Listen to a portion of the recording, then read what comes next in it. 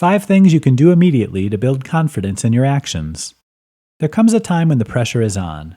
It would be best if you made a decision, but you're afraid to act. There's not a lot of time to figure out the next steps, and you're stalling out because you're suddenly unsure. You're not sure you can even make the right decision, much less act on it. What do? The problem isn't so much what needs to be decided. Instead, when this happens, you need to figure out how to find the confidence to act. But where can you gain unwavering self-belief fast? Give yourself a pep talk. Hey, you've been here before. You've had doubts, made decisions, and in the end, things turned out just fine. Remind yourself of a little previous history where you know you did well. Now use a little logic. If you've done it before, it's clear you can do it again. Choose your companions. Do you have a support system? If those around you are more likely to criticize than cheer you on, walk away. You don't need others running you down right now. Instead, seek out support from someone you know who believes in you and will be encouraging. Give them bonus points if you ask them to help you remember all the good stuff you've done in the past, and they come through for you.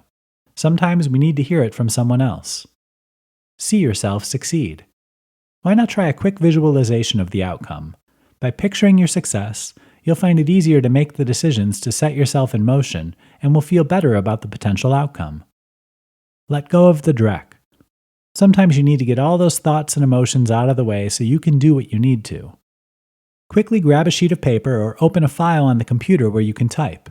Now write down everything you're feeling right now, especially focusing on worries and fears. Try to explore why you're feeling this way. Be honest and raw, not holding anything back.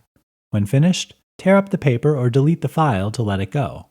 Once you've processed the emotions, you can feel free to settle down to what needs doing. This is the most time-consuming idea on this list, but it's so worthwhile.